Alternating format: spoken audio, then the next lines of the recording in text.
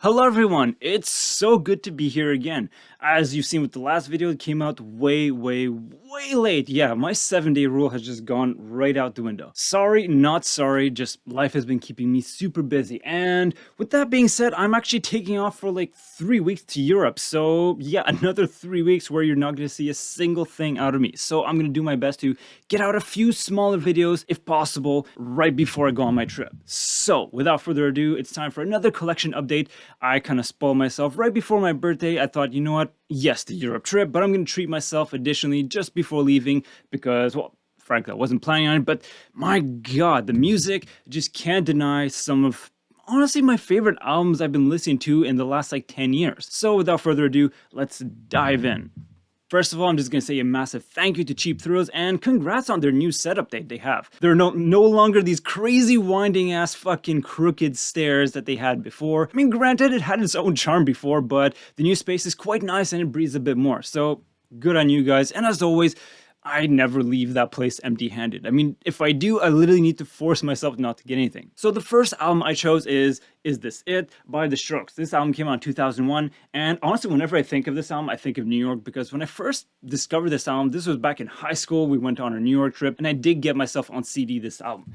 But honestly, already back then, it was instantly a hit with me, and over the years its power never diminished in my mind. So now that I've grown up a lot, I've gained a lot more insight and experience and a much broader horizon of art, music, just in general, this album is still just as strong as it ever was. I mean, really, it is like a near perfect, if not perfect, indie rock album from beginning to end. It's short, it's sweet, and it's so goddamn catchy. Like, every track is just an absolute banger. Yeah, this thing, I don't see myself giving it anything south of a 9.0 out of 10. Next album is an absolute back-breaking record from one of my favorite bands of all time, and definitely one of the most important musical acts in music history as far as I'm concerned, and probably not just me. So that will be Rage Against the Machine's final official album, not counting Renegades, which is awesome. If you haven't checked it out, go do it, homework. But nonetheless, The Battle of Los Angeles is I'll be honest, it was probably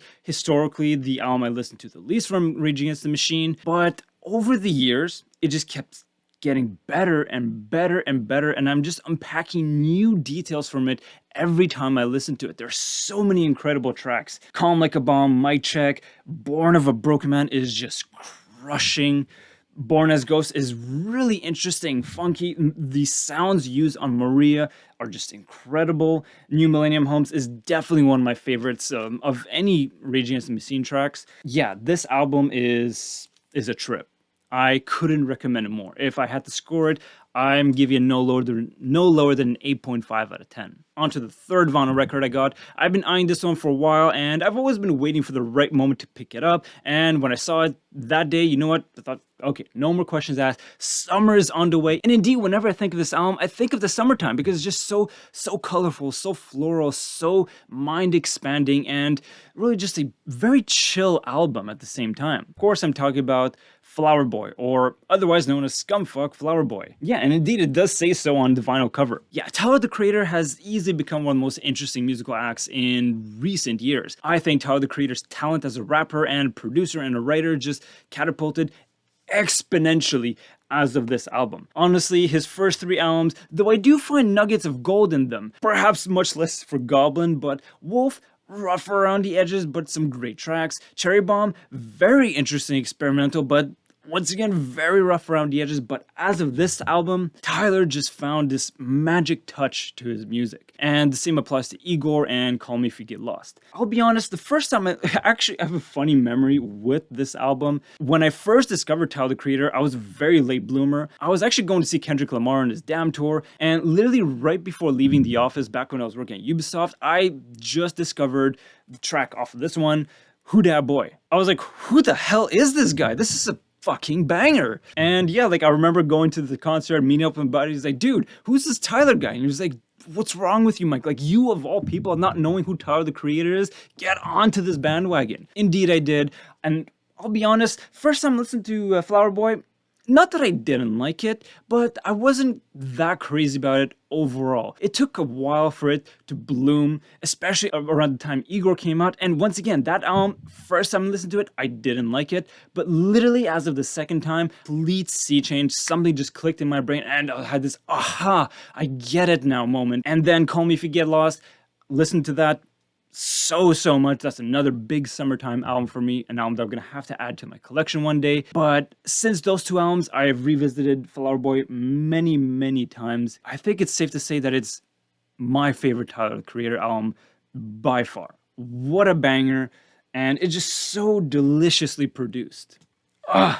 And last but most certainly not least, and this is easily the best album of the lot, and that's no small feat if you know these albums, but that would be none other than Kendrick Lamar's To Pimp a Butterfly. Yeah, this is a once a decade album experience. It is, as far as I'm concerned, the defining album of the decade for me. I mean, Kendrick Lamar has one of the most consistent discographies of any artist whatsoever, not even talking about rap artists, just in general. Section A, Good Kid, Mad City, To Pimp a Butterfly, even the Untitled, Unmastered, Damn, and most recently, Mr. Morale and the Big Steppers. To Pimp a Butterfly is, in my humble opinion, his crowning achievement. The production, the lyrical game, the poetry, it's just on another level. And I love how varied sonically the album is, yet still managed to have this like consistent theme throughout the entire experience. And this overarching narrative that slowly unveils across the album, then kind of gets repeated and just wraps up the whole theme of the album. And even further with that imaginary Tupac interview, which is incredibly interesting. And then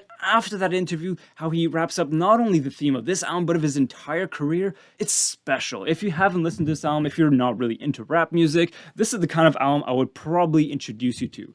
As far as I'm concerned, this is a solid 10 out of 10. Which actually reminds me, I didn't score Flower Boy. I'm probably ranging from like a 9.0 to a 9.5. Initially, I probably would have given it a 7 out of 10, but today, it's just grown on me so much. Isn't that cool when an album does that to you? I'm more than happy to revisit an album and change my opinion. Because, I mean, you know, that's life. You just look at things from a new perspective and you just come at it with a different point of view. So initially, that's what the collection update video was going to be about, but there's definitely one more thing that got added to my collection, which is less of a small thing, but more like an asteroid strike of an artistic experience.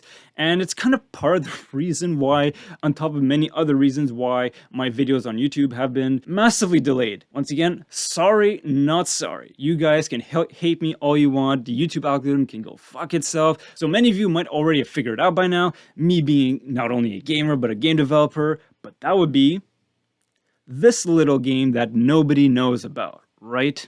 Yeah. Legend of Zelda Tears of the Kingdom. I haven't been playing nearly as much as I wanted to, but already I think it's kind of outstanding. And, you know, like I've been talking with like a bunch of friends about not just this game specifically, but just the Zelda franchise in general. How incredible is it? Obviously, like the work on the NES, Zelda 1, Zelda 2, and then on the Super Nintendo, A Link to the Past. Those were admittedly before my time. I'm a bit of a late bloomer on those. I have played them today, of course, and they are in my collection. But it really started with Ocarina of Time. That game was my Pandora's box. Even to this day, if we look at like the greatest games of all time list, if it's not number one, it's probably like number 2. It's kind of like the godfather of video games in a way. My question always was that I find fascinating is, how do you make a sequel to the greatest game of all time? That is no small feat, and yet they've done it not only once with Majora's Mask, but they've done it again with Wind Waker, and yet again with Twilight Princess, and yet again with Skyward Sword, and yet again with Breath of the Wild, which just blew the entire open world competition